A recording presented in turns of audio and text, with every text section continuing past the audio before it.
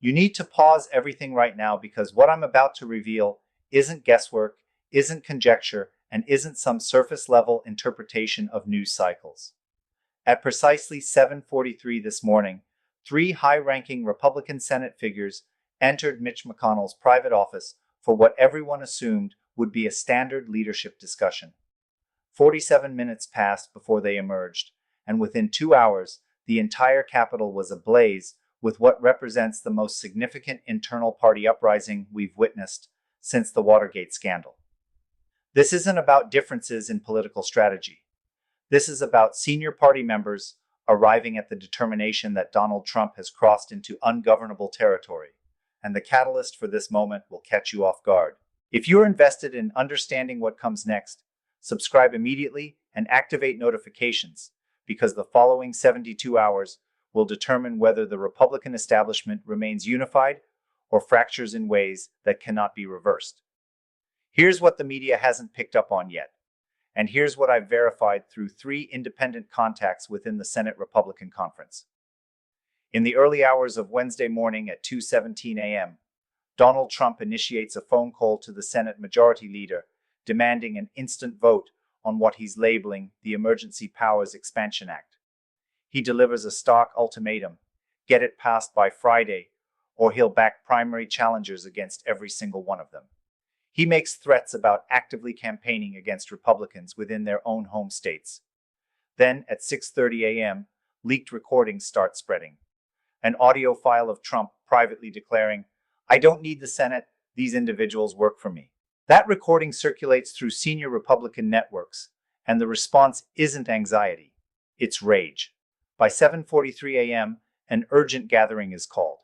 McConnell, Thune, Barrasso, and Cornyn are sequestered behind closed doors for 47 minutes, and what they determine in that room becomes the most substantial challenge to Trump's control from within his own political family that we've ever witnessed. To grasp why this uprising matters, you need to comprehend the mechanism Trump has deployed to dominate Senate Republicans for the previous 8 years. It hasn't been about ideological alignment. It hasn't been about policy positions. It's been about fear weaponized with precision. Fear that can control an entire political apparatus. Every Republican senator recognizes the cautionary tales. In 2020, Mitt Romney cast his vote to convict Trump during the first impeachment proceedings, and Trump's retaliation is swift and merciless. Romney gets labeled a disgrace, censured by his own state organization, marginalized, and politically wounded. The message becomes transparent. Challenge Trump and you suffer. In 2021, Bill Cassidy votes to convict in the second impeachment. He attempts to mend the relationship, degrades himself in public, votes alongside Trump repeatedly, pursues validation that never genuinely arrives. And the instant he stops being valuable, Trump endorses a primary opponent regardless. The warning intensifies. Loyalty isn't immunity, it's merely postponement. Then, in 2023, Kevin McCarthy negotiates a debt ceiling arrangement. Trump privately objects, and within weeks, McCarthy gets ousted as Speaker. The signal becomes undeniable. Trump can eliminate anyone at any moment for any justification. That's the operational framework of authoritarian domination. You don't punish everyone. You create cautionary examples. Following that, fear handles the remainder. For 8 years, that fear has been complete. Senators observed careers terminate, observed colleagues experience humiliation, observed the price of defiance unfold in real time, and they continuously decided that compliance was more secure than opposition. But Trump neglected to consider one element. Fear only functions until individuals comprehend the threat never ceases. That understanding materialized this week because 3 elements converged and altered the calculation. First, the electoral mathematics transformed. The 2024 Senate battlefield is brutal for Republicans. There are 23 Republican seats facing election and only 11 Democratic seats, and polling currently demonstrates Trump association has evolved into a net disadvantage. Particular data from Montana, Ohio, and Pennsylvania reveals Republicans declining 6 to 8 points when directly connected to Trump. One senator expressed it bluntly to a colleague: "I can advocate for conservatism. I cannot advocate for disorder." Or, second, "The Greenland catastrophe isn't merely embarrassing, it's hazardous. NATO partners are disturbed. The defense establishment is in rebellion." And one retired four-star admiral characterized it as instability, not diplomatic maneuvering. Members of the Senate Armed Services Committee comprehend what numerous voters don't. When you make threats about military intervention against Allied sovereign territory, you're not engaging in negotiation. You're undermining the international framework. Third, the legal complications are intensifying. Multiple criminal proceedings are advancing more rapidly. Emergency suspensions are getting rejected. Trial schedules are becoming fixed, and a senior Republican attorney stated privately that the party is staring at nominating someone who might be in federal detention by November. When you merge electoral vulnerability, foreign policy recklessness, and criminal liability, the cost-benefit evaluation shifts. Defending Trump transitions from being uncomfortable to resembling political self-destruction. According to two contacts briefed on the gathering, here's what transpired inside McConnell's office on Wednesday morning. The attendees were McConnell, the institutionalist, John Thune, the pragmatist, John Barrasso, the loyalist experiencing pressure, and John Cornyn, representing the stark electoral circumstances senators are confronting. McConnell initiated by playing the audio, the complete 3-minute recording of Trump stating, "The Senate works for him." He played it 2 times. Nobody uttered a word. One contact characterized the silence as suffocating because every individual in the room grasped what they were hearing. This wasn't a president irritated with Congress. This was a president proclaiming Congress insignificant. Then arrived the exchange that transformed everything. Thune spoke initially and stated they couldn't defend any of it. Not the Greenland declarations, not the emergency powers ultimatum, not the threat to primary their own colleagues. He stated they couldn't appear on television and justify this to voters who were already drained. Barrasso replied with the internal struggle evident in his words. He cautioned that if they challenge Trump publicly, he'll obliterate them individually, and he reminded them of the precedents Romney, Cassidy, Cheney, the individuals who stood firm and were expelled or rendered inconsequential. He questioned how this was any different. McConnell leaned in and responded with the statement that shifted the room. He informed them it was different because Trump is going to obliterate them regardless. The question, he stated, isn't whether they survive politically, but whether they descend defending Trump or defending the institution. He cautioned that if they don't establish a boundary now, there will be no institution remaining to defend. Cornyn continued with the unvarnished electoral circumstances. He stated Texas polling had him trailing 4 points, and every point was connected to Trump-adjacent disorder. He stated voters desire stability and effective governance, not their senator justifying why the president is discussing invading Greenland. This is where it becomes critical because McConnell's proposition wasn't performative. It was foundational. He presented a strategy: compose a collective letter to the White House declaring explicitly the Senate will not vote on expanding emergency powers. Announce that leadership will not appear at campaign events with Trump unless the foreign policy declarations are tempered. Caution that if Trump launches primaries against incumbent senators, leadership will defend incumbents utilizing the complete financial resources of the National Republican Senatorial Committee. Then McConnell examined each of them and required an immediate answer. Thune stated yes without hesitation. Cornyn stated yes. Barrasso remained silent for what one contact described as the longest 30 seconds of the gathering.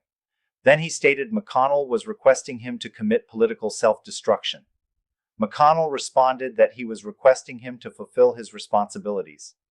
Barrasso ultimately stated yes. 4 individuals, 4 affirmations. And with that, the framework that has maintained the Republican Party cohesive for 8 years started to fracture. What transpired next proceeded with remarkable velocity. At 9:15 a.m., McConnell personally contacted 15 senior Republican senators with a straightforward message. They're proceeding with this, and he needs to identify who's aligned with them.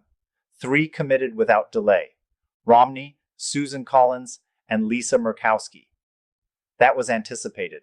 But 2 commitments stunned everyone participating: Lindsey Graham and Marco Rubio. Stop and consider that for a moment, because Graham's shift is the seismic event. This is Trump's most vocal champion, the individual who was golfing with him last weekend, the senator who has defended every Trump controversy and every indictment on television for years, and now he breaks.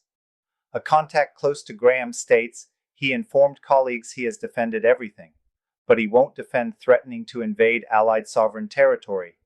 He won't defend dismantling Senate authority, and he won't defend labeling dissenting senators as traitors. He stated there's a boundary, and Trump violated it. By 10:47 a.m., the letter gets drafted. 5 pages, legal terminology, constitutional framing. The essential line from a version described by contacts declares they can no longer, in clear conscience, enable behavior that threatens constitutional structure and undermines the institutional prerogatives of the United States Senate. Before midday, 12 signatures are secured. At 11:30 a.m., Trump receives notification. An aide informs him through an encrypted communication that McConnell and 11 others are signing a letter opposing the Emergency Powers Initiative, and it will become public today. According to leaked messages circulating among personnel, Trump's reaction is entirely capitalized: traitors, every single one of them. Then Trump mobilizes. He begins contacting loyalists. At 12:15 p.m., he contacts Lindsey Graham. The conversation lasts under 2 minutes. Someone briefed on the exchange states Trump informs him, "You're dead to me." Graham replies, "Then I'm dead." And the conversation terminates. Trump contacts Rubio and declares he created him and will obliterate him. Rubio responds, according to the identical contact, that Trump is obliterating himself and should do whatever he believes he needs to do. Trump attempts contacting McConnell 3 times, and McConnell doesn't respond. By 1:40 p.m., the division becomes apparent. House Republicans release a declaration of complete support for the president. Senate Republicans remain conspicuously quiet. Reporters notice the discrepancy immediately. By 2:00 p.m., major publications are publishing stories about Senate leadership declining to endorse Trump's emergency powers demand. At 3:00 p.m., the letter leaks, and it's characterized as deliberate. The Washington Post obtains a version. Politico verifies the signatures within moments. By 3:15 p.m., the complete text is universal, and the political establishment comprehends this isn't a private disagreement. This is transparent revolt. But the detail that emerges about 20 minutes subsequently demonstrates how serious the situation is. A senior Republican strategist knowledgeable about internal planning states Senate leadership has formulated a 3-phase contingency framework if Trump retaliates. Phase 1. If Trump attacks publicly, 5 additional senators release supporting declarations, and leadership convenes a press conference affirming they respect the presidency but serve the Constitution primarily. Internal evaluation places this at 80% likelihood. Phase 2. If Trump initiates primary challenges, the Leadership Political Action Committee commits $50 million to defend incumbents. The NRSC declines to finance challengers, and corporate contributors are mobilized around the communication that the conference stands unified. Likelihood 60%. Phase 3 is what they hope never to implement. If Trump continues escalating, the Senate advances with a formal resolution restricting executive emergency powers, requiring a bipartisan alliance, and potentially incorporating censure. Likelihood 30%. One senator involved reportedly stated they have strategized every scenario, and if Trump desires a confrontation, they're prepared, and this time they're not retreating. Now, here's the component that transforms how you should interpret the next phase. While Republicans were fragmenting Wednesday afternoon, Senate Democrats conducted their own closed-door gathering. Contacts state Chuck Schumer made a calculation that will influence what happens subsequently. Democrats had 2 alternatives. Alternative 1 was to exploit the disorder, attack Trump and Republicans collectively, frame this as a GOP internal war, proving incompetence to govern and campaign on dysfunction. The advantage would be substantial, but it risks reunifying Republicans against a shared adversary. Alternative 2 was to enable the revolt, remain publicly silent, offer quiet assistance for constitutional measures, and allow Republicans to fully possess the division, eliminating Trump's capacity to transform this into partisan combat. Contacts familiar with Schumer's reasoning state he selected Alternative 2. The consequence is political leverage. If Democrats don't attack, then the narrative becomes Trump versus his own political family. A narrative Trump cannot easily prevail in. Behind the scenes, Democratic leadership transmits guidance. No public celebration, no cable news victory declarations, no statements ridiculing the letter. Instead, quiet offers to co-sponsor emergency powers limitation if Republicans advance. The message to Senate Republicans is straightforward. Democrats will assist them in doing the correct thing without making them pay additional political price. The Republican response to that silence is revealing, because when Democrats don't provide an external adversary, the internal fractures expand. Wednesday evening at 4:30 p.m., Trump's Truth Social account explodes with 27 posts in 90 minutes, entirely capitalized, labeling senators rhinos, demanding primaries, claiming leadership equals deep state. At 5:15 p.m., the first primary challenge gets announced, a MAGA-aligned challenger in South Carolina, targeting Lindsey Graham. Graham responds with 4 words to reporters: "Bring it on." By 6:40 p.m., Fox News primetime coverage is visibly divided. Sean Hannity defends Trump without qualification. Laura Ingraham expresses substantial concerns about the Greenland declarations. Tucker Carlson states Republicans are finally demonstrating backbone. For the first time in years, conservative media isn't speaking with unified voice. At 8 p.m., corporate contributors mobilize. 3 major Republican donors release a collective statement supporting constitutional governance and institutional stability. This is business terminology for endorsing the Senate, not Trump. By 9:30 p.m., the public tally reaches 17 Republican senators, aligned with the McConnell letter, with 5 more privately committed, but not yet public. The number everyone is monitoring is 18.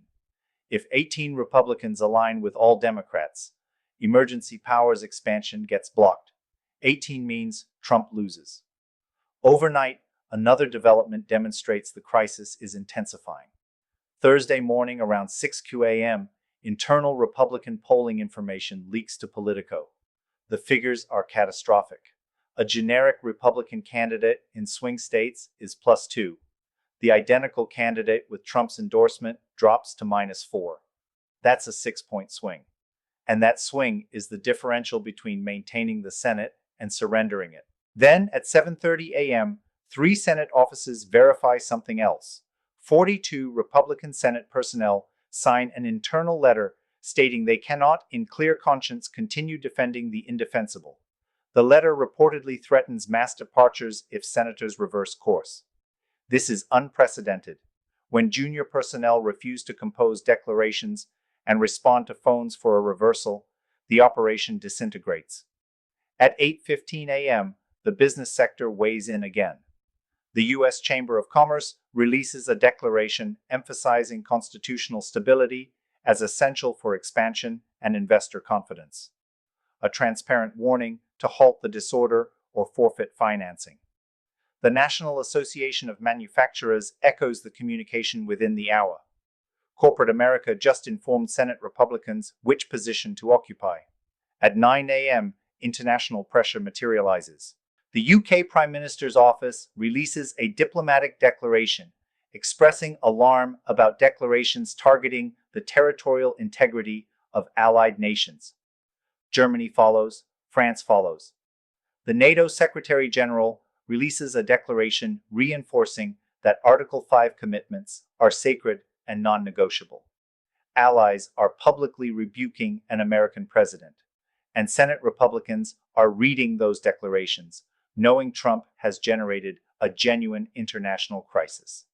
This isn't a singular front.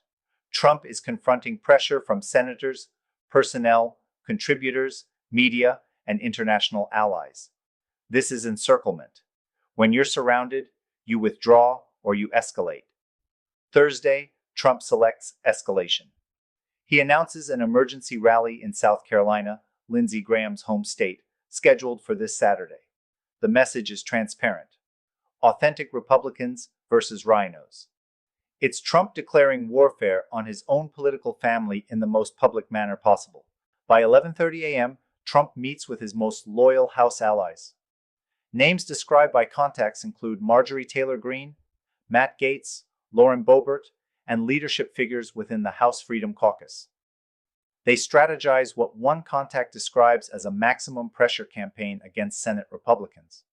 At 12:45 p.m., Trump posts on Truth Social that the 17 traitors will pay and calls for protests at Senate offices.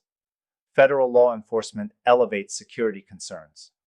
Capitol Police transition to heightened alert. Then McConnell responds publicly through a spokesperson stating threats and intimidation will not deter constitutional responsibilities and that the Senate doesn't work for any individual. It serves the American people and the Constitution. But there's a component the declaration doesn't highlight. Contacts state McConnell quietly reaches out to 5 Democratic senators, not Schumer, but visible moderates. Names described include Joe Manchin, Kyrsten Sinema, John Tester, Sherrod Brown, and Bob Casey. The message is direct. If Republicans advance with emergency powers limitations, will they support it? All 5 state yes. The mathematics transforms. With 17 Republicans committed and those Democrats willing, the votes to block expanded emergency powers exist. Trump doesn't know it yet, but the revolt has already succeeded. Step back and comprehend what this represents. This isn't only one crisis. It's the mechanism of authoritarian domination breaking in real time. First, fear stops functioning. Trump's entire framework depended on Republicans being more afraid of him than of electoral consequences. That calculation reversed. Second, collective action breaks authoritarian leverage. Authoritarians isolate targets and eliminate them individually. But when senators mobilize collectively, commit publicly, and sign their names, nobody can be singled out. The risk becomes distributed and the protection becomes mutual. Third, institutions can resist when they choose to. The Senate has constitutional authority Trump requires, and for years it surrendered that authority voluntarily because senators feared personal consequences. Now they're reclaiming it, proving the weakness was a choice, not an inevitability. So, what happens subsequently? There are 3 scenarios with honest probability. 1. Trump retreats, moderates declarations, abandons the demand, declares victory regardless. Probability 25%. 2. Stalemate. Trump continues attacks but avoids comprehensive primary warfare. The Senate maintains firmness but doesn't advance further. The fracture continues through the election. Probability 50%. 3. Complete rupture. Trump launches comprehensive primaries. The Senate passes emergency powers limits with Democratic votes. The party divides formally, and the electoral damage becomes catastrophic. Probability 25%. Based on conversations described with multiple Senate offices, the likely trajectory is Scenario 2 drifting toward Scenario 3. The division doesn't heal. It expands gradually day by day until something breaks permanently. Bring it full circle. This revolt isn't about Greenland, tariffs, or routine policy disagreements. It's about dominance of the Republican Party. Trump demanded absolute authority and the Senate stated no. And that no transforms everything. This fracture is structural, not emotional. It's political survival mathematics. When defending Trump costs seats, behavior transforms.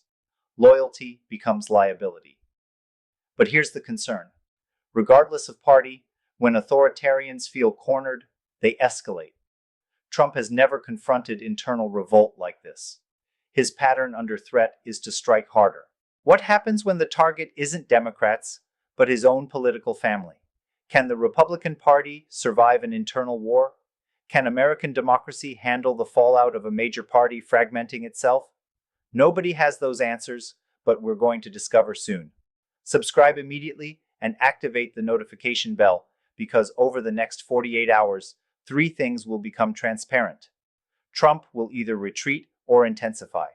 Senate Republicans will either maintain firmness or fragment, and we'll observe whether this revolt becomes a revolution or just another failed attempt at resistance. I'll be here analyzing every development as it unfolds. The next 72 hours will determine whether Trump continues to dominate the Republican Party or whether the Republican Party finally moves to dominate Trump. Stay vigilant.